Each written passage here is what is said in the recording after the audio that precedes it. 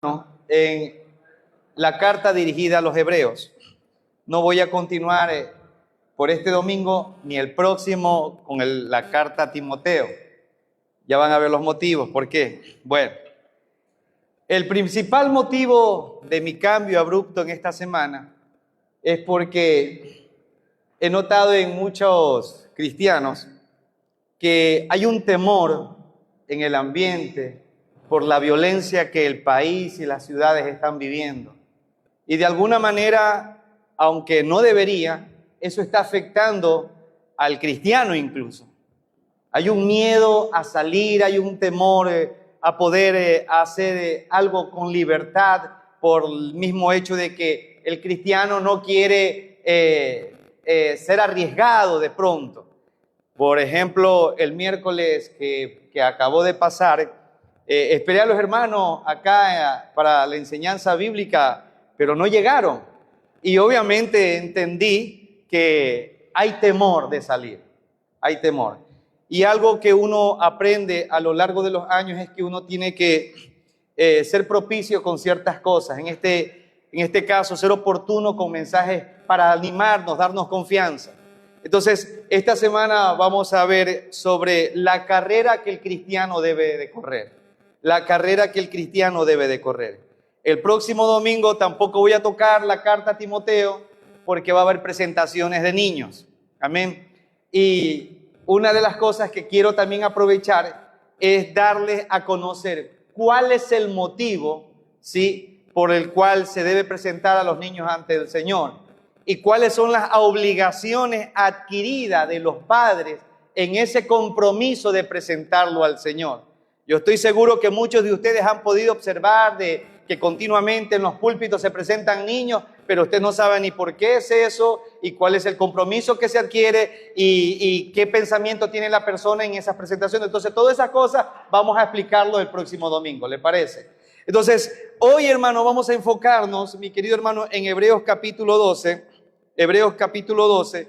La carta, no puedo decir si es apóstol o no, pero Hebreo fue escrito por un hombre conocido por Pablo, por Timoteo. Algunos dicen que pudo haber sido el mismo Pablo que escribió Timoteo, no se lo sabe, Hebreo, por la sencilla razón de que Pablo en todas sus cartas se ponía su firma, Pablo, apóstol de Jesucristo. Acá no se coloca a nadie, otros dicen que puede ser Apolos, etcétera. En definitiva, lo que sí nosotros sabemos es que el Espíritu Santo nos dejó la carta de Hebreos. Amén. Y esta carta es propicia para nosotros, mi hermano. Ahora, ¿qué ocurría en los hebreos? Esa carta fue dirigida a los hermanos cristianos que habían sido judíos, que eran judíos, pero que se habían convertido al evangelio, al cristianismo en este caso. Y mi querido hermano, lo que acontecía en aquel momento cuando fue propicia esta carta es que aun cuando todavía no se había desatado tal persecución, sí, por Nerón, ya los hermanos cristianos judíos estaban padeciendo ciertas persecuciones, ciertos hostigamientos, ciertas abrumaciones, porque cuando un cristiano, un judío, se convertía al cristianismo, en este caso, la comunidad judía lo botaba, lo abandonaba, lo excomulgaba del mismo templo del Señor. La familia lo desheredaba, no tenía acceso a las propiedades de ellos. La comunidad entera, al judío que se convertía en cristiano, lo expulsaba y es más, llegaba a ser odiado y conocido como un traidor, el judío que se convertía al cristianismo. Entonces, estos cristianos, sí, que dice Hebreos, estaban siendo perseguidos y estaban siendo obligados prácticamente a abandonar el cristianismo. Estaban siendo empujados a que renunciaran a la fe. Y estos cristianos hebreos estaban entre un pie, entre sí volver otra vez al judaísmo y abandonar a Cristo, o estar un pie afuera y un pie adentro. Sí, ellos querían aparentemente volver a los ritos, volver a las tradiciones, por la presión la cual estaban sufriendo ellos en aquel momento, por el temor primordial de morir, porque ya muchos judíos cristianos estaban muriendo en manos de otros hebreos que decían que habían traicionado su Dios, en este caso. Ahora, el autor de la carta a los hebreos les pide paciencia, les pide que tengan mucha paciencia, que pongan su mirada en Jesús, el autor y consumador de la fe, y que les invita además de esto a que corran la carrera de la fe con paciencia, pero que lo hagan de manera legítima, y les coloca a ellos ejemplo de todos los hombres del Antiguo Testamento que habían también sido perseguidos, que habían padecido persecución y tantas cosas, pero que sin embargo estos hombres que son colocados en Hebreos 11 vencieron porque su mirada, su confianza la habían depositado en el Señor Jesucristo. Sí, y ellos tenían una convicción firme al grado incluso de que muchos de estos hombres de Dios del Antiguo Testamento ofrendaron su vida por sus firmes convicciones que tenían. Por ejemplo, Isaías, un hombre que era una persona de la alta alcurnia, una persona que se relacionaba con reyes, etc. Isaías, cuando tuvo la revelación de parte del Señor, nunca más su vida volvió a ser igual. Y la muerte de Isaías no fue en su cama que llegó la noche y se infartó y ya estuvo todo ahí. La muerte de Isaías fue por mano del rey Manasés, y el rey Manasés lo hizo aserrar por la mitad con los pies abiertos de arriba hacia abajo, y una tortura cruel de esa manera lo hizo cuando aún Isaías vivía. O sea que los hombres de Dios que nos han precedido nos han dado ejemplos a cada uno de nosotros por qué razón y cómo debemos de permanecer en el Señor, aún si fuese posible a costa de nuestra vida, mi querido hermano. Abramos Hebreos capítulo 12 y mire lo que manifiesta el autor de la carta. Dice: por tanto, nosotros también, teniendo en derredor nuestra tan grande nube de testigos, despojémonos de todo peso y del pecado que nos asedia, y corramos con paciencia la carrera que tenemos por delante, puesto los ojos en Jesús, el autor y consumador de la fe, el cual por el gozo puesto delante de él sufrió la cruz, menospreciando el oprobio, y se sentó a la diestra del trono de Dios. Amado hermano, ¿qué es la fe? La fe, según la Biblia manifiesta, es creerle a Dios aun cuando no veo absolutamente nada a mi favor. En la fe se cimienta la creencia de la revelación de Dios. En el cristianismo, la fe es la principal de tres virtudes teológicas en este caso.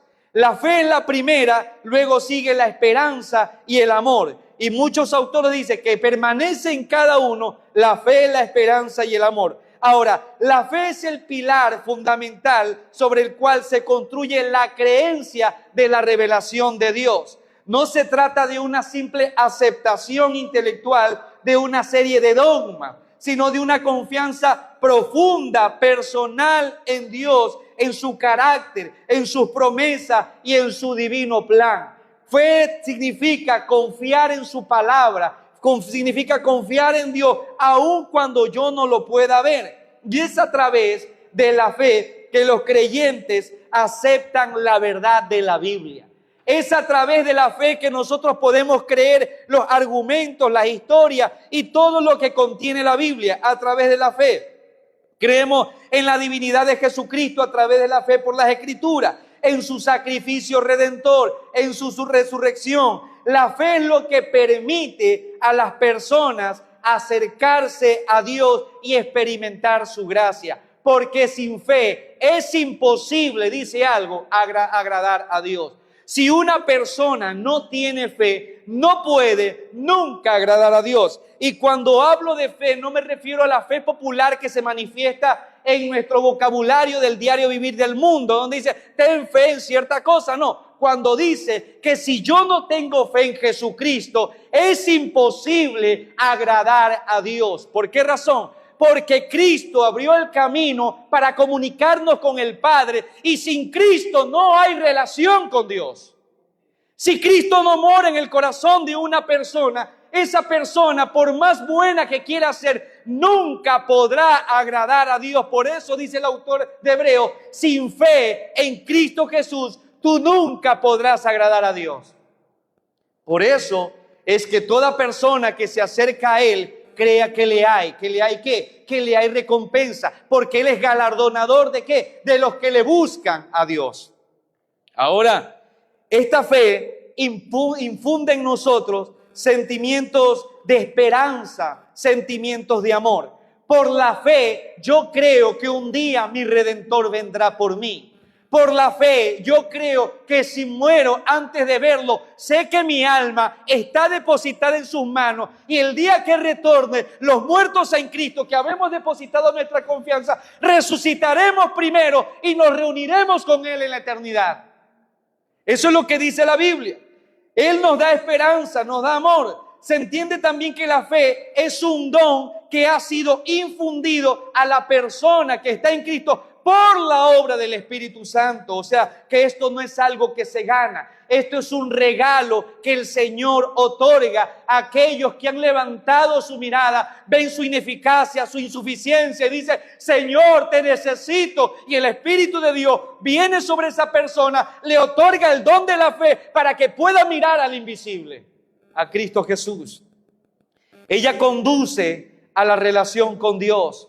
La fe en Cristo te conduce a una plena relación con Dios. ¿Por qué crees que algunas personas, por más sacrificio, por más dadivoso, por más cosas que ellos hacen para ganar el cielo, no logran satisfacer su alma? Porque no se trata por obra, porque por fe andamos y no por vista. ¿Por fe en quién? En Cristo Jesús, que pagó por mis pecados, me justificó y me llevó a la presencia de Dios. Eso lo dice la Biblia. Esto implica que la fe en el cristianismo no se limita apenas a aceptar por válida cualquier doctrina, sino a vivir de acuerdo a las enseñanzas de la Biblia. Yo creo en este aparato, en este libro que tiene 66 libros que lo contiene, que se llama Biblia. Pero al creerle, esto me enseña a vivir de acuerdo a la voluntad del Señor. Y eso se llama fe. Sí, por eso dice la Biblia, vuelvo a repetirle, que sin fe es imposible que nosotros pudiésemos agradar a Dios.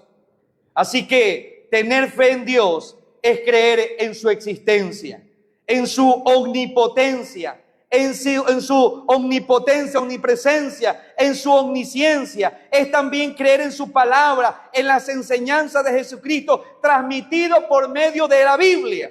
Eso es tener fe. Fe es una persuasión firme, es una credibilidad, es la creencia en la verdad de alguien o de algo. En este caso, fe es creer, tener credibilidad en las promesas de Jesús puestas aquí en la Biblia.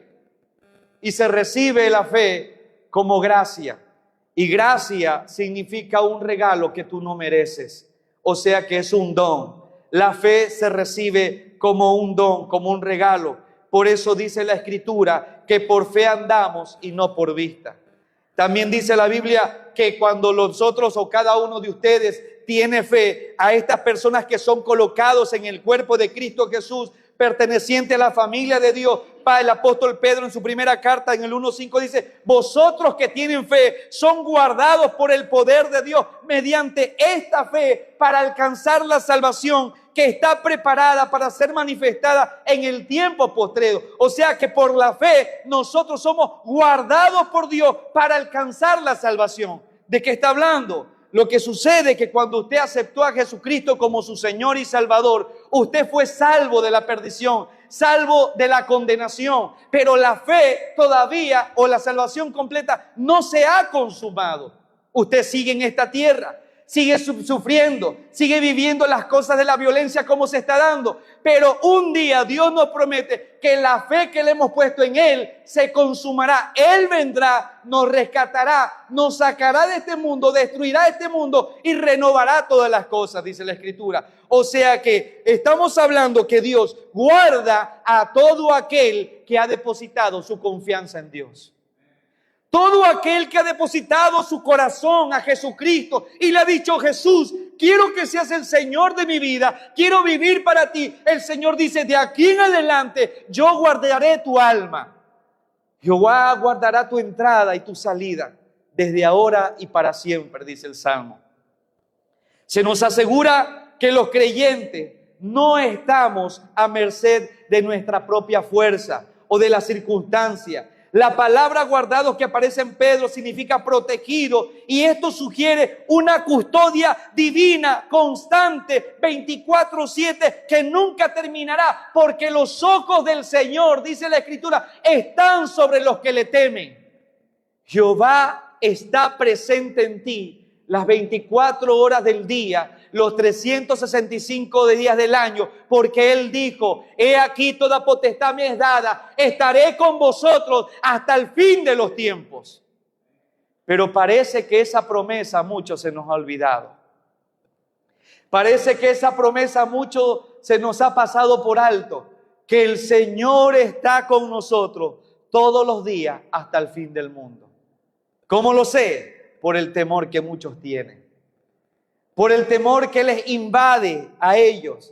Pero mire lo que dice la Biblia, que somos guardados, protegidos, un cuidado divino mediante la fe. Y esta protección divina no es automática para todos, sino que se activa y se mantiene mediante la fe. Esto significa que nuestra relación con Dios y la efectividad de su poder protector depende de nuestra confianza y dependencia continua de Él, del Señor Todopoderoso. La fe es el canal a través del cual fluye el poder de Dios hacia nosotros. Pero necesitamos mantenernos continuamente en Él para tener esta fe. Vamos a desglosar, hermano, Hebreos capítulo 12, verso 1. Y mire lo que dice ahí el apóstol. Por tanto, nosotros, también teniendo en derredor nuestra gran nube de testigos, despojémonos de todo pecado y el peso que nos asedia, y corramos con paciencia la carrera que tenemos por delante. El autor de esta carta llega a una conclusión para la audiencia a la cual estaban padeciendo persecución, diciéndole que nosotros tenemos una nube de testigos. Y esto no quiere decir que esa nube de testigos nos está observando, aquellos que ya murieron en Cristo Jesús, sino más bien que tenemos abundancia de ejemplos de hombres y mujeres que han pasado por todos los procesos que usted y yo estamos pasando. Cuando el autor dice que tenemos esa nube de testigos, habla de los cientos y miles de ejemplos que la Biblia nos dejó a través de estos hombres en su vida para saber cómo conducirnos y cómo esperar en las promesas del Señor. Mire lo que dice Romanos 15:4. Romanos 15:4. Dice ahí, porque las cosas que se escribieron antes, sí, para nuestra enseñanza se escribieron, a fin de que por la paciencia y la consolación de las Escrituras tengamos esperanza. Está diciendo hoy que todo lo que está en la Biblia con un propósito se lo dejó escrito para nuestra enseñanza, para saber cómo hacer en estos tiempos de turbulencia. Déjeme decirle a usted que este asunto de la violencia que está incrementando, que se está desarrollando, no es nueva para Dios. No es nueva en este tiempo. Ha existido la violencia y ha llegado a un clima grande desde generación en generación. ¿Por qué? Porque el pensamiento del corazón del ser humano siempre es maldad. Mire lo que dice Génesis capítulo 5, versos 21 y 24. Y vamos a ver un primer ejemplo. Génesis capítulo 5, verso 21. Y habla de un hombre que nos da ejemplo de cómo vivió para Dios y qué ocurrió con él. Mire lo que dice y habla de este hombre llamado Enoc. Y dice, vivió Enoc 65 años y engendró a Matusalén. Y caminó Enoc con Dios después que engendró a Matusalén 300 años y engendró hijos e hijas. Y fueron los días de Enoc 365 años. Y caminó pues Enoc con Dios y desapareció porque le llevó Dios. Enoc, dice la Escritura, usted recuerda que antes los hombres vivían hasta 960 y pico de años, que ese fue Matusalén en todo ese caso. Dice la Biblia que este hombre llamado Enoc tenía 65 años. Era un hombre común y corriente, como usted y como yo. Le gustaba pecar, le gustaba vagar, le gustaba golpear, insultar, etcétera, etcétera. Pero hubo algo en este hombre a sus 65 años que golpeó y marcó su vida. Hubo algo en este hombre que no lo dejó vivir de la misma manera antes, y hubo un cambio, un antes y un después. Eso ocurrió en Enoc. ¿Por qué razón? Porque dice que cuando Enoc tuvo su primer hijo, sí, ese hombre fue traumado, ese hombre fue cambiado, trastocado. ¿Por qué razón? Porque cuando nace Matusalén, sí, ese hombre llamado Matusalén, ese nombre tiene un significado especial. El hombre del dardo, o el hombre que cuando muera el juicio vendrá. Eso significa Matusalén. Dios quizás había revelado a Enoc: tú vas a tener un hijo y vas a ponerle por nombre Matusalén. Y significa que cuando él muera, el juicio vendrá sobre la tierra. ¿Por qué el juicio vendría sobre la tierra? Porque la violencia, según Génesis capítulo 6, se había disparado a un clic, así como ahora. Hermano, si a usted le parece que hoy somos los únicos que estamos padeciendo por esto de la violencia, tenemos también a Noé, a Enoc. La violencia ya estaba también en su clímax. ¿Y cuál es el asunto con todo esto? Bueno, ¿cómo supo Enoc todas estas situaciones? Bueno, Adán vivió 930 años. Matusalén nace cuando su padre Enoc tenía 65 años, según Génesis 5:21. Y para saber usted cuánto nació Matusalén en relación con Adán, tenemos que sumar las edades de los patriarcas. O sea, que cuando nace Matusalén, Adán todavía vivía. Adán todavía estaba ahí. Y Adán seguramente a todo mundo le contaba cómo era el jardín del Edén, cómo era la relación con Dios, cómo pecó, cómo se quebró esa relación. Y Adán daba testimonio a uno y a otro, a sus hijos, de que las cosas antes no eran así y que ahora estaban mal. Cuando nace Matusalén, Adán aparentemente tenía 687 años, sí, y vive 243 años más. Y seguramente Matusalén fue educado también por Adán en ese aspecto. Ahora, ¿qué significa el nombre Matusalén?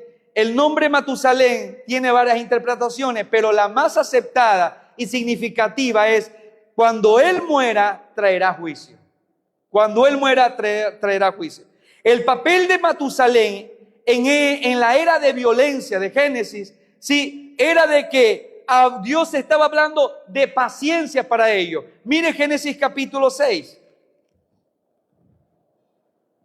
verso 5.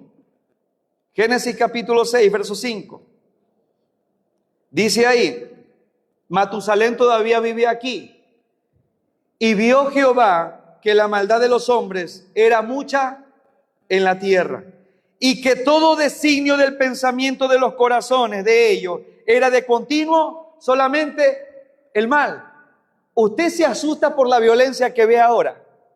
Usted se queda impávido de ver la sangre fría de los asesinos criminales al disparar a su prójimo.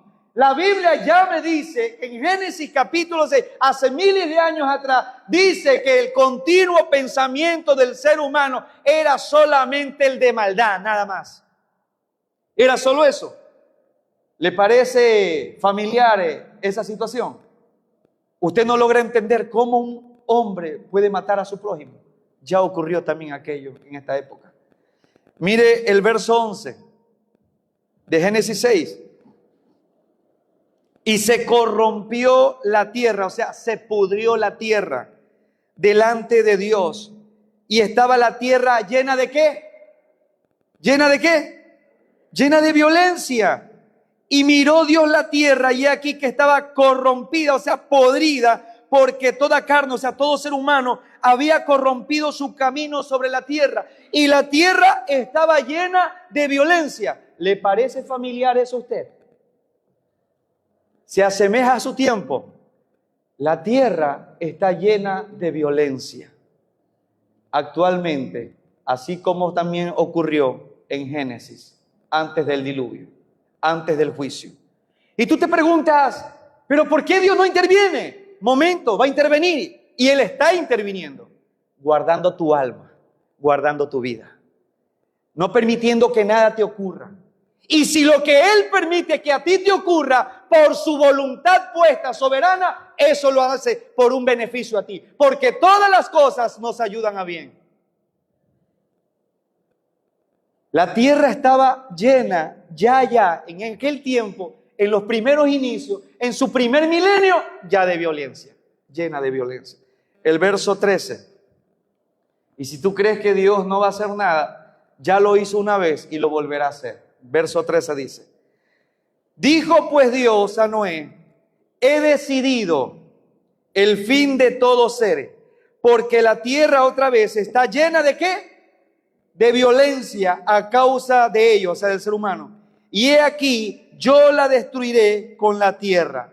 Y empieza Dios a darle instrucciones a Noé. ¿Para qué? Para que hombres que quieran aceptar el rescate, hombres y personas que deseen escuchar el mensaje de Noé, vengan al arca y sean salvos del diluvio que Dios ya prometía venir.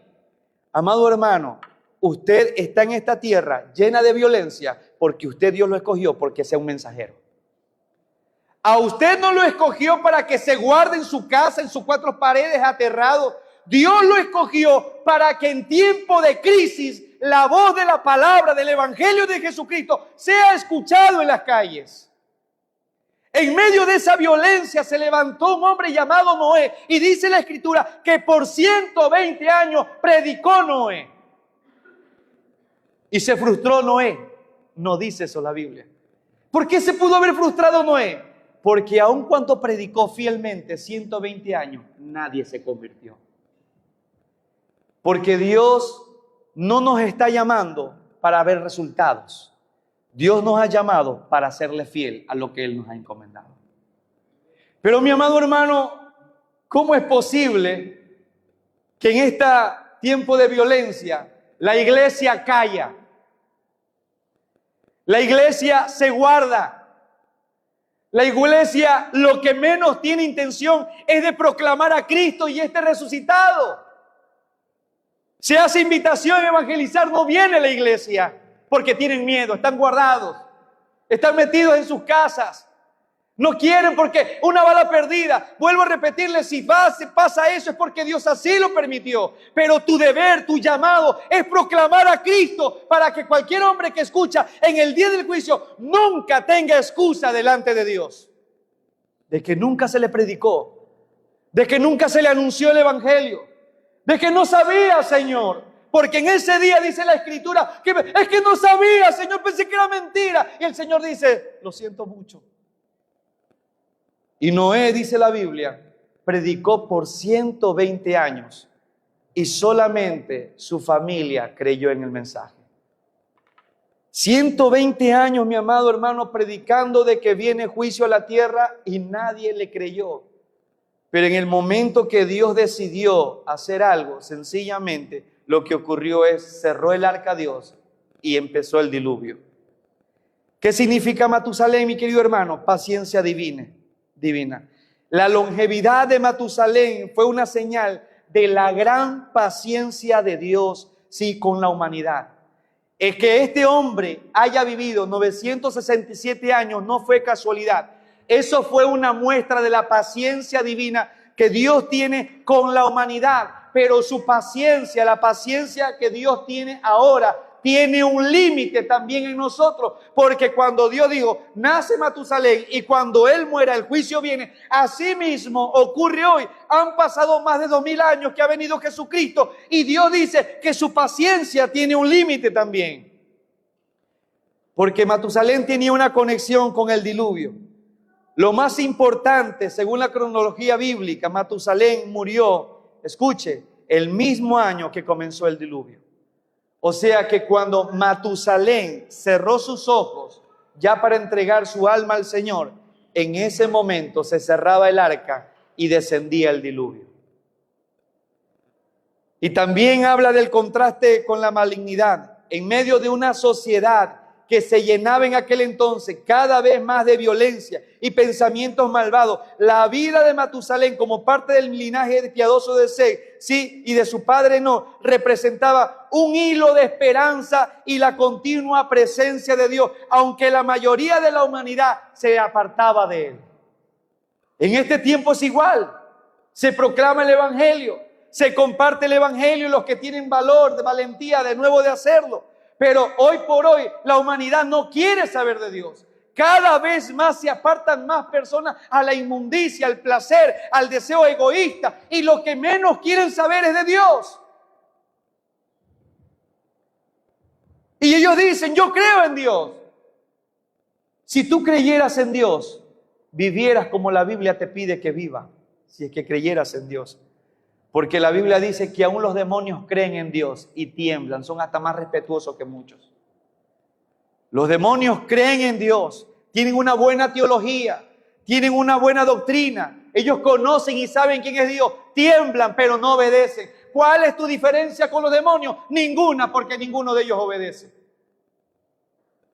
Pero la Biblia dice que Dios tiene paciencia, pero su paciencia tiene un límite.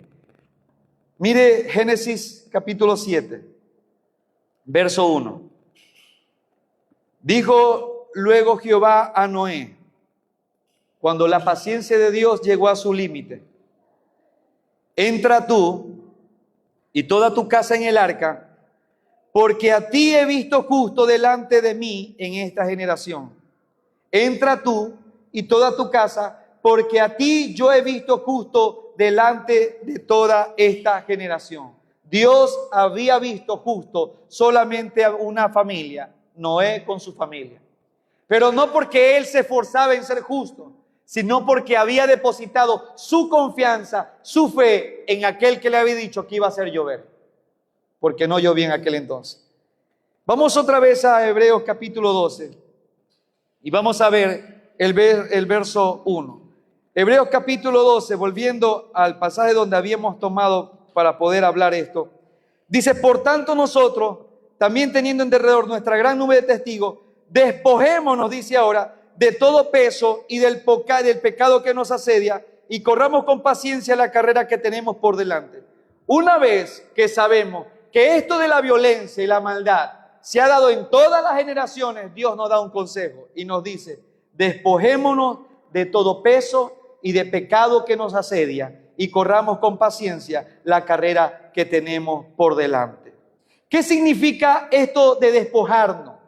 ¿Qué significa esto de despojarnos de todo pecado? Significa descartar, significa arrojar aparte, significa literalmente despojarte de ropas viejas. El consejo de Dios dice: ahora tú que sabes que voy a destruir el mundo, que voy a venir en juicio, tú que estás caminando conmigo, despójate de todo aquello que te está estorbando.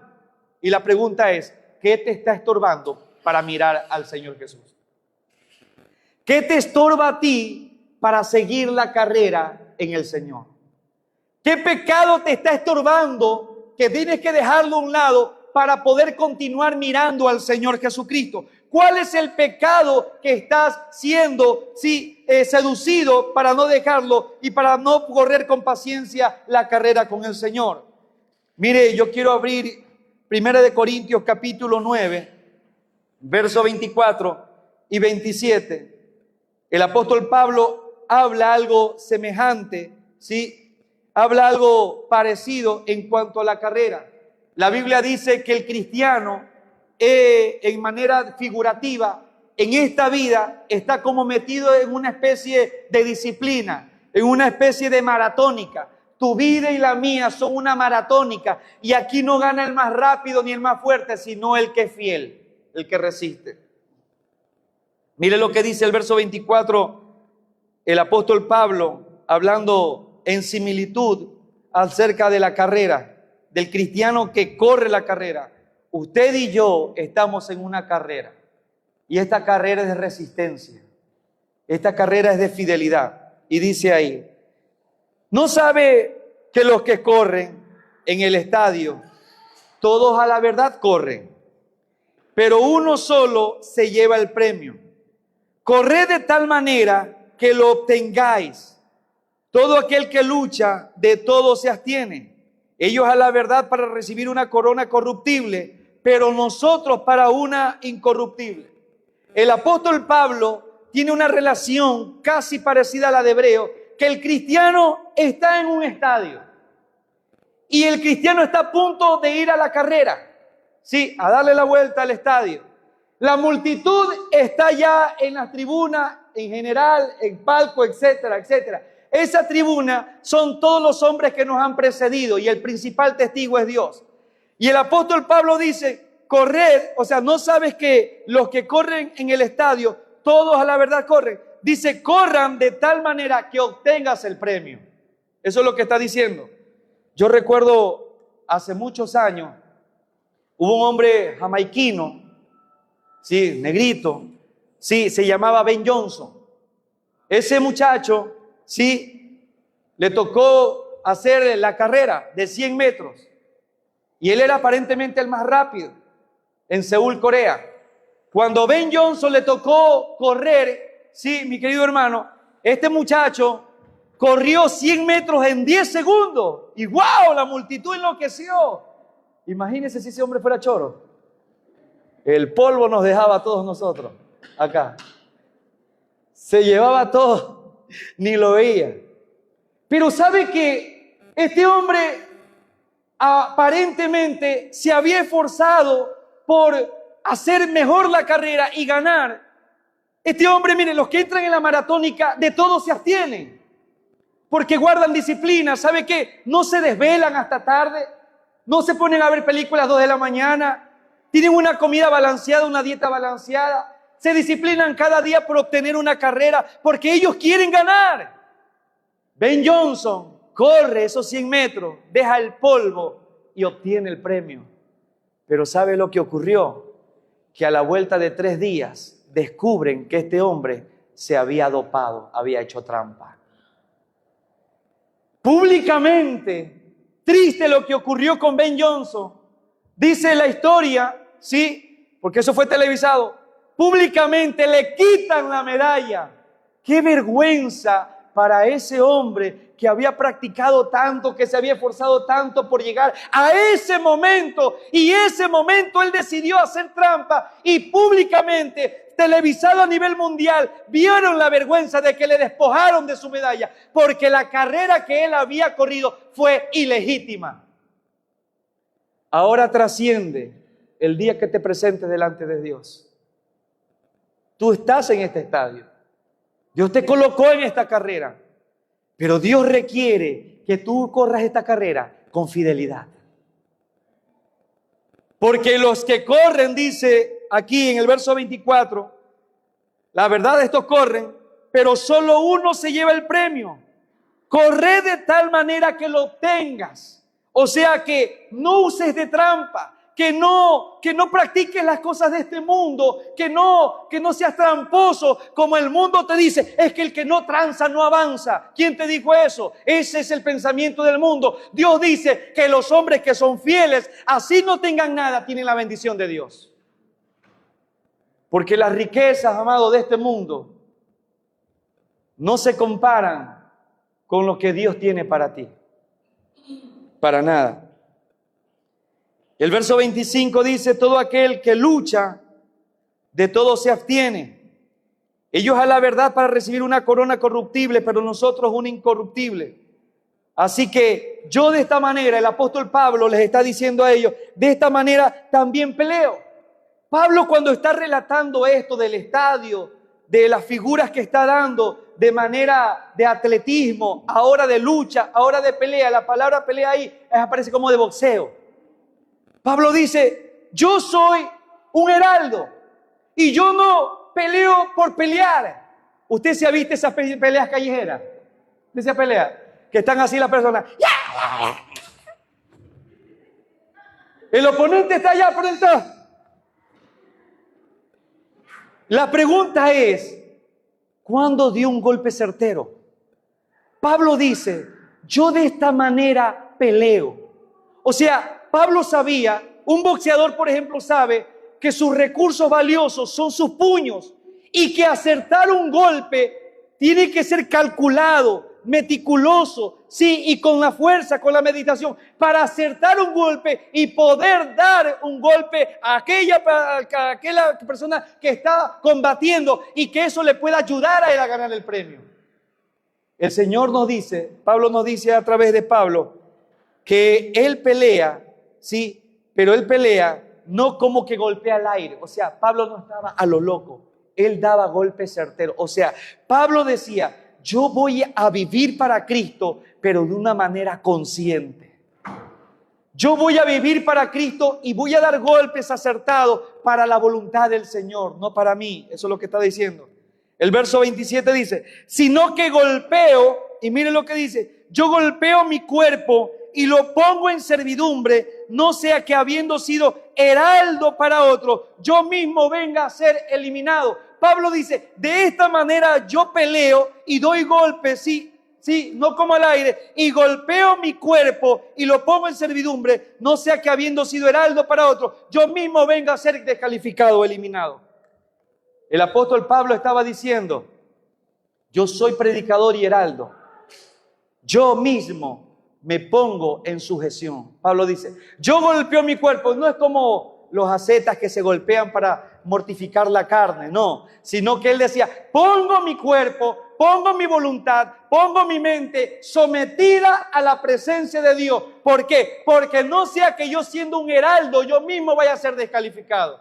¿Qué quería decir una palabra heraldo? Era alguien que proclamaba la victoria de alguien anticipadamente, era el que iba delante de todos. Y Pablo decía, yo voy adelante, no sea que por descuidado, por indisciplinado, yo mismo vaya a ser eliminado. Hermano, muchos en aquel día, cristianos, van a recibir recompensa, pero no para gloria, sino van a ser quitadas las recompensas a muchos. Y muchos van a llorar, muchos van a lamentarse aquel día. Muchos van a decir, Señor, yo pude haber dado más, pero no lo hice. Yo pude haber predicado a más personas, pero decidí quedarme en mi casa por miedo. Y el Señor te va a decir, ¿por qué no lo hiciste si te di todo lo que tú necesitabas para hacerlo? Es que tuve temor, Señor. Ese pensamiento del temor, en una parábola el Señor habla de los talentos.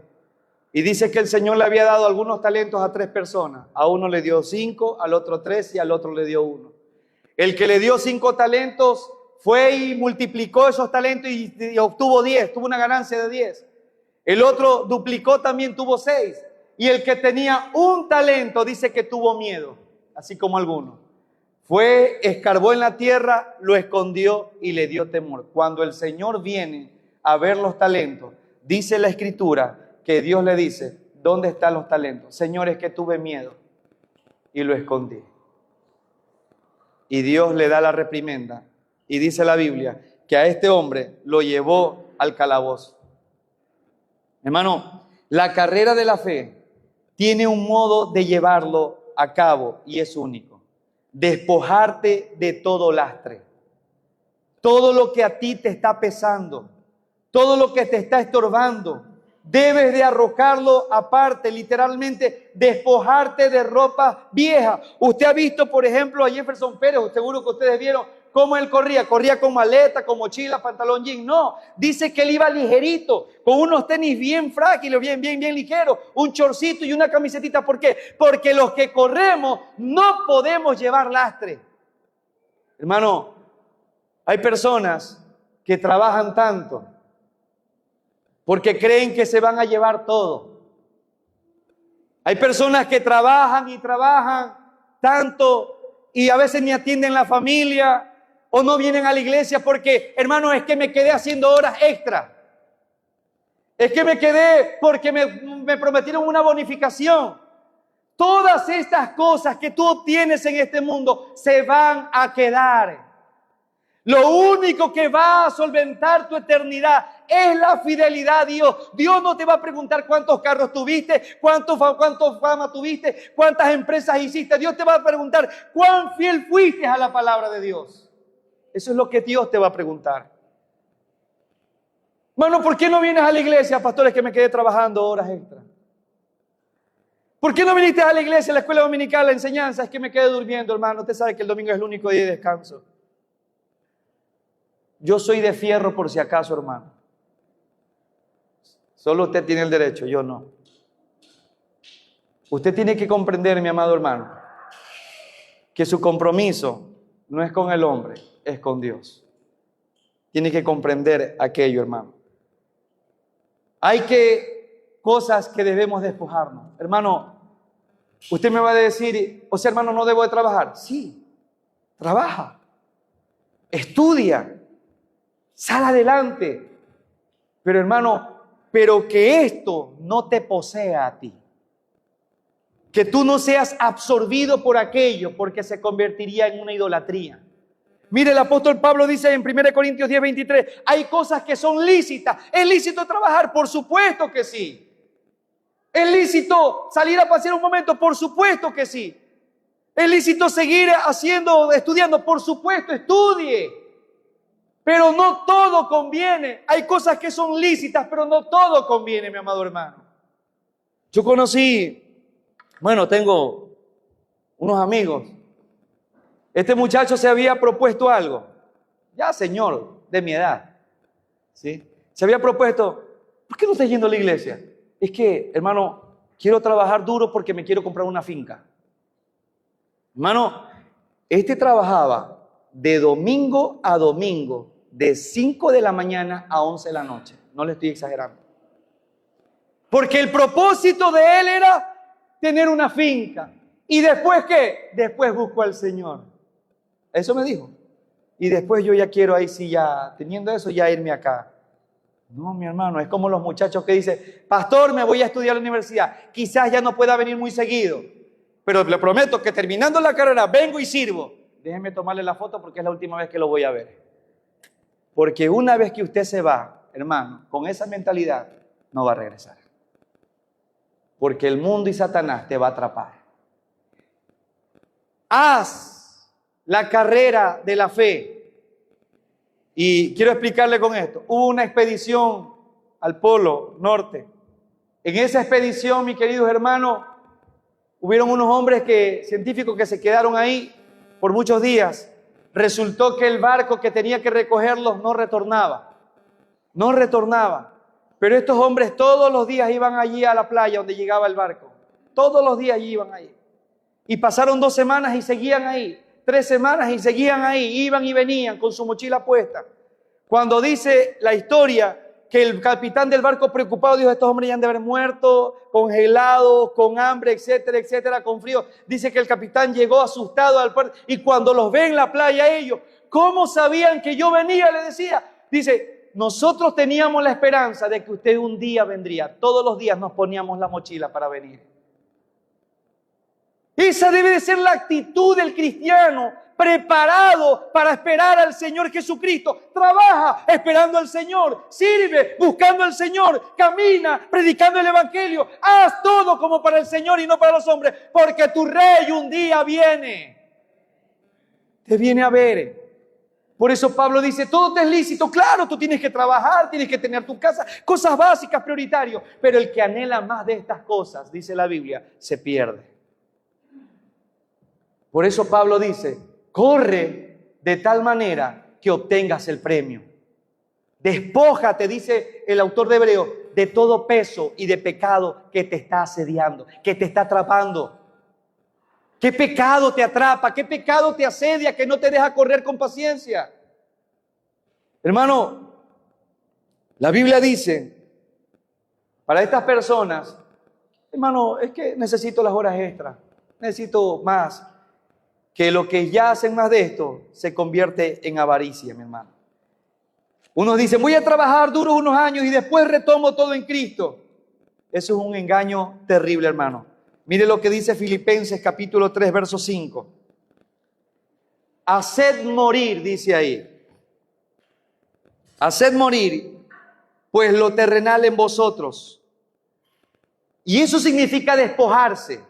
Haz morir lo terrenal, lo que no va a ir a la eternidad, lo que se va a podrir, hazlo morir en ti. Fornicación, impureza, pasiones desordenadas, malos deseos y avaricia, que es idolatría.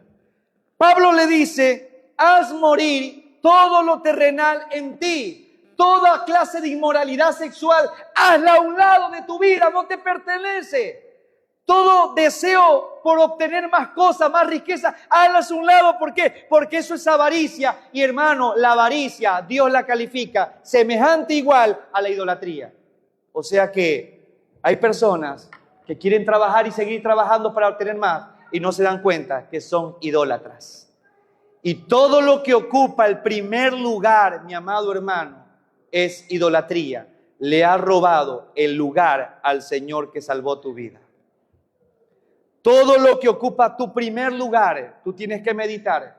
Entonces, ¿qué está ocupando tu primer lugar? Ah, es que el domingo tengo que ir a jugar fútbol, me dijo un hermano. Por eso no puedo, hermano. ¿Qué ocupa tu primer lugar? Y hermano, y el que esté en la presencia de usted aquí no quiere decir nada, porque usted puede estar aquí sentado, pero su pensamiento está en otro lado. Por eso Dios dice, dame tu corazón. Y Dios pesa los corazones. ¿Qué más dice? Corre la carrera, sí, y deshazte del pecado que nos asedia. O sea, dice ahí, corre la carrera de fe en santidad.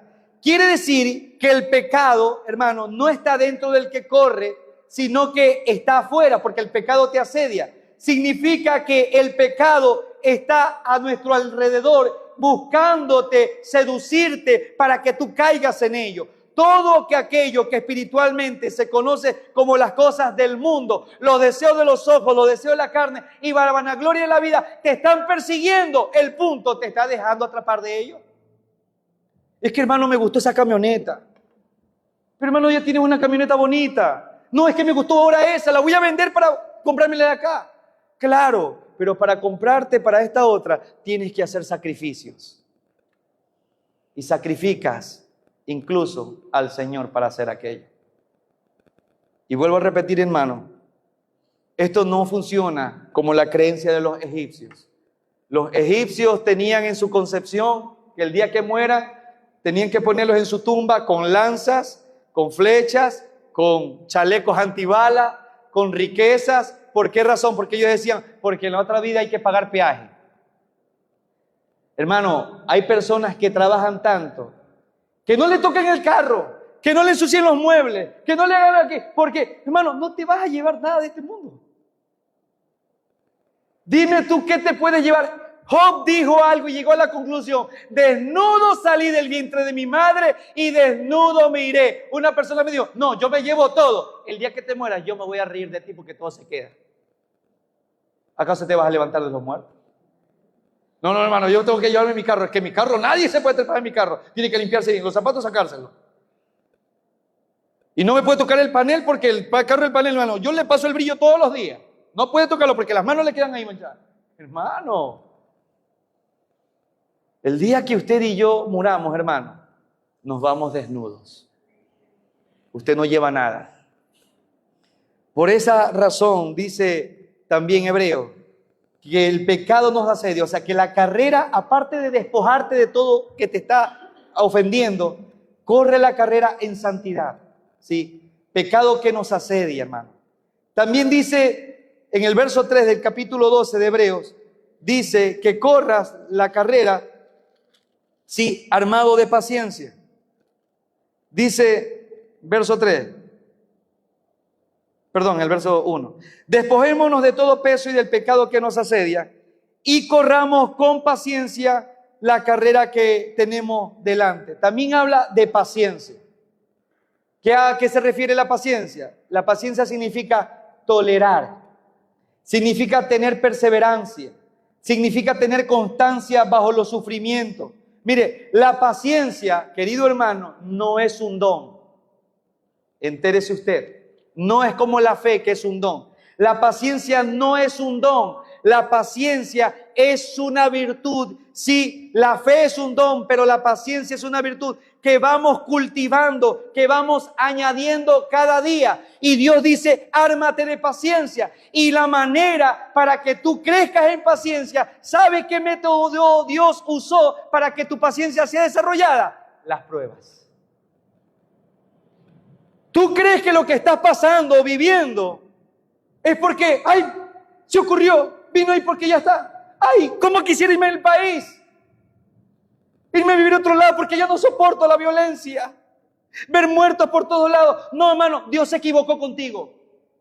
Tú tenías que haber nacido allá en Italia, Europa, gringo, en Norteamérica. Se equivocó contigo. Hermano, Dios te colocó en este país. Dios te puso en este lugar. Dios te puso en esta ciudad en medio de la violencia, hermano. Pero te puso para que brilles como la luz de Cristo. Dios se equivocó. Hay personas que dicen, hermano, Dios se equivocó conmigo. Yo debería haber nacido allá en Estados Unidos con esos gringos, dice hermano allá. No, hermano, Dios no se equivocó contigo. Y hay personas que se esfuerzan, sacan la visa para quedarse de ilegales, hermano. Va rompiendo la legalidad, hermano. Cristianos que dicen, es la voluntad de Dios y te vas de manera ilegal. Me voy a quedar allá. No, mi hermano. Dios no se equivocó contigo, hermano, pero déjame decirte una cosa.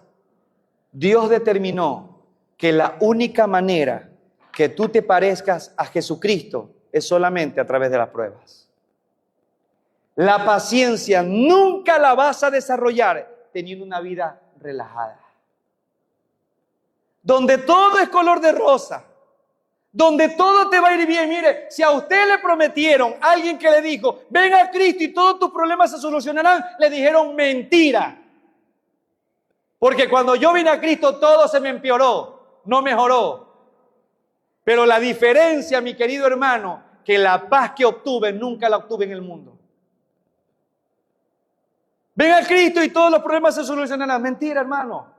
Porque Dios, en su infinita sabiduría y omnisciencia, ha propuesto que la manera de que tú te parezcas a Cristo es a través de las pruebas, de las aflicciones, de la angustia, de los problemas, etcétera, etcétera. Y si no me cree, acompáñeme, hermano, a Santiago. Como la paciencia no es un don, no puedes orarle al Señor diciéndole, Señor, dame el don de la paciencia, porque no es un don, es una virtud que va creciendo día a día. Santiago capítulo 1, verso 2 en adelante. Ya voy a terminar, amado hermano. Hermanos míos, le dice ahí, mire, humanamente esto es ilógico. Esto no tiene sentido. La persona común que no conoce de Cristo dice, es que no tiene sentido lo que tú dices. Dice ahí en Santiago 1:2, hermanos míos, tener por sumo gozo, o sea, siéntete supremamente feliz. O sea, conténtate. O sea, cuando habla del sumo, o sea, de lo máximo, ten por sumo gozo cuando te halles en diversas pruebas. Sabiendo que la prueba de tu fe, lo que estás atravesando, lo que estás viviendo, no le sirve para nadie más, sino para ti, para crecer en fe, sabiendo que la prueba de tu fe produce, ¿qué cosa? Paciencia. Mas tenga la paciencia su obra completa, para que seáis, ¿qué cosa? Perfectos y cabales, sin que os falte cosa alguna. Santiago dice entonces que ten por dichoso, alegre, cuando estés viviendo pruebas. ¡Qué locura! Hermano, es fácil alabar a Dios cuando todo va bien. Es fácil cantar en el carro manejando tu 4x4 cuando todo te va excelente. Con el aire acondicionado. Aleluya. Y viendo a los demás en ese solazo y que tú estás ahí. Es fácil alabar a Dios cuando las cosas no marchan bien. Qué bueno es. Bonito sale todo. Es fácil, hermano. Cuando todo te va bien, hermano, es fácil alabar a Dios. Pero Santiago te dice aquí, ten por gozo, no cuando te vaya bien, ten por sumo gozo, lo máximo, cuando eres probado.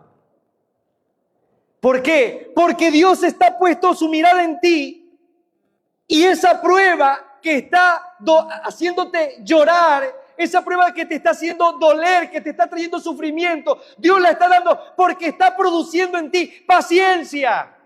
Hay hermanos que dicen, hermano, no ore por paciencia, porque le manda pruebas al Señor. Uy, las teólogas salieron ahí. ¿Usted se ha escuchado eso? No ores por paciencia porque te manda pruebas. Ay, hermano, ¿dónde estudió para ir yo también a estudiar teología, hermano? La paciencia, mi querido hermano, Dios la da a todos sus hijos y para obtener esa paciencia los mete en el fuego de la prueba. Porque Dios sabe que cuando te vaya bien, tu alabar a Dios es momentáneo. Pero cuando estás en la prueba, viviendo en medio de la violencia, y donde tú ves que balas por aquí, muerte por aquí, por allá, pero de momento recobras la conciencia, Señor, tú estás permitiendo esto, voy a servirte. La paciencia es producida en ti en medio de la prueba. Pero dice ahí, tenga la paciencia, su obra completa. No hagas la oración de Abraham ni de Moisés. Mire, Abraham, Dios le prometió que le iba a dar un hijo. ¿Verdad que sí? Habían pasado años y Abraham dice, Señor, te estás demorando. Ya estoy viejito y ese hijo no viene. Sara le dice, tengo un trato contigo, hijito. Como Dios prometió un hijo, te doy a mi esclava. Y el otro le dijo, venga la esclava. Aleluya, eso no te le reveló ni carne ni sangre. Y viene Agar y sale el hijo. El de la promesa, dijeron, Dios le dice, yo no voy a heredar en ese muchacho. En ese no lo prometí. Pero es que, Señor, mira que yo ya estoy viejo, que mira que todo está yendo mal, mira que yo ya salí de la edad, mi esposa también. Dios te dice, esa prueba tiene que tener su obra completa. Y Abraham se adelantó y 13 años no hubo palabra de Dios para él. Porque a veces queremos ayudarlo a Dios. Es que estoy sufriendo, yo creo que Dios me quiere mandar a España. Allá donde sí hay trabajo, el euro. Yo creo que me está mandando a Estados Unidos, donde el dólar pagan miles y miles. Allá puedo ir. No, hermano. Dios te puso aquí y aquí te quedas. Hermano, tenga la obra, paciencia, su obra completa. Moisés quería liberar a su pueblo. Ay, pobrecito Moisés, viendo a sus hermanos sufrir. Veían cómo los golpeaban a los judíos, a los israelitas. Y Moisés ahí, yo tengo que liberar a mi pueblo, tengo que liberar a mi pueblo, tengo que liberar a mi pueblo. Y Moisés va y mata a un egipcio que estaba golpeando a su prójimo judío. ¿Y qué pasó? Moisés tuvo que huir al desierto por 40 años. Porque la paciencia, mi querido hermano, tiene que tener su obra completa. ¿Sabe cuándo Dios decidirá quitar la mano de ti encima? El día que te vea a Cristo reflejado en ti. Por eso es que estás sufriendo. Por eso es lo que vemos, hermano. Por esa sencilla razón. Hermano, heredamos las promesas de la paciencia imitando a los que han mantenido su confianza a pesar de su sufrimiento. Dios no quiere hacerte rico, Dios no quiere hacerte poderoso, Dios Padre quiere hacerte conforme a la imagen de su Hijo Jesucristo. Ese es el plan de Dios. Eso es lo que Dios quiere. Hay personas que dicen, hermano, yo quiero el gozo. Sí, mi hermano, está bien que quieras el gozo, pero no hay gozo y glorificación sin sufrimiento. Jesús no fue y tomó la corona. Él pasó el proceso del dolor, del sufrimiento, para tener la corona de gloria. No hay vida eterna sin la muerte a tu voluntad y a tu yo. No lo hay. No hay vida eterna, no hay verdadera vida si no mueres a ti. Hay unos que dicen, Señor, yo no daré mi vida por ti, moriría por ti. Si no vives para Él, tú no puedes vivir para Él. Tú no puedes morir por Él. La exhortación, hermano, está en que desechemos el temor que hace retroceder ante el sufrimiento. Y este es el punto. Al cristiano, al ser humano, ya termino, no le gusta sufrir. Te aterra sufrir. Te aterra llorar. Nos aterra el dolor. Pero mi hermano, el dolor es parte del tratamiento de Dios a nuestras vidas. Mire a Jesucristo. Fue sufriente. Sufrió, pero trajo gloria y alegría en todo eso. ¿Cuál es el problema con todos nosotros, hermanos? Es que quitamos la mirada de nuestro Señor Jesucristo. Cuando tú quitas o retiras la mirada del Señor Jesucristo, tú puedes ver las olas que se vienen, la violencia. Hermano, pasan más metidos en redes sociales, viendo a Paul Tutibén, Luis Antonio Ruiz, viendo muertes violentas. No te vas a sentir ansioso. Despójate de todo eso. Yo no veo noticias, hermano. Porque ahora las noticias tú las imprimes y sale harta sangre, hermano. Muerte en Pascuales, muerte aquí, muerte por allá. No, hermano, ya no. Despójate de todo eso. Tu mirada tiene que estar puesta en el Señor Jesús, nada más. Por eso dice el autor de Hebreos, puestos los ojos en Jesús, el autor y consumador de la fe. Y termino con esto, y ahora sí, hermano. Pedro en la barca iba con los apóstoles en medio del mar de Galilea. La tormenta estaba terrible. Las olas se metían en la barca y estaban por hundirla. Caminando en el mar venía el Señor. Y ellos asustados, ¡un fantasma! ¡Un fantasma! ¡Ay, vamos a morir! En las olas lo van a ahogar. Así estamos algunos, hermano. ¡Ay, las balas perdidas me van a dar! ¡La violencia! ¡Ay, hermano, me vacunaron, hermano! Pedro dice, ese es el Señor, no es fantasma, es el Señor. Y para asegurarse de aquello le dice, si eres tú, Señor, en medio de esta turbulencia, manda que yo camine en el agua. Y el Señor le dice, Pedro, ven. A veces criticamos a Pedro porque dudó, hermano. ¿Quién se atrevería a bajarse en ese peligro? Las olas arriba, la lluvia, los tiburones abajo, todo, por todos lados había peligro. Pero Dios le dice al Señor a Pedro, camina sobrenaturalmente. No se dice cuánto caminó Pedro en el agua. Pedro no veía la violencia que estaba al lado. No veía las vacunas. No veía las mafias. No veía nada. Él está puesto sus ojos en Jesús.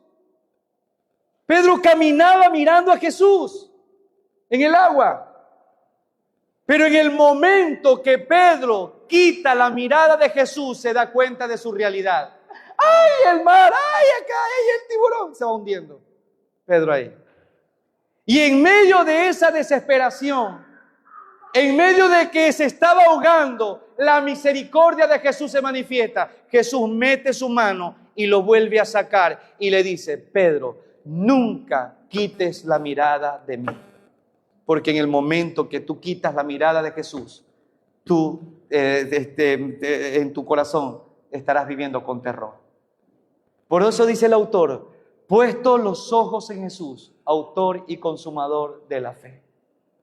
No podemos desviar nuestra mirada, hermano. En este mundo, hermano, nada bueno hay. Lo único bueno en este mundo es solo Cristo, nada más. Cristo y solo Cristo.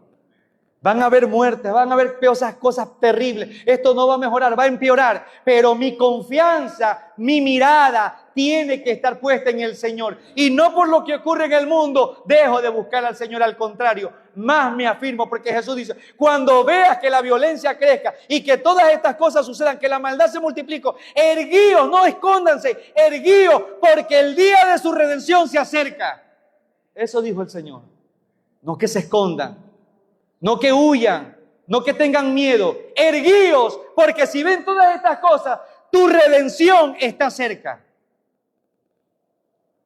Pero que el Señor nos encuentre siendo esos siervos fieles, haciendo su voluntad. Porque el día que Él venga, ¿hallará fe en los hombres? Esa es la pregunta. Póngase de pie, mi amado hermano. Vamos a orar. Señor y Dios, Padre de las glorias,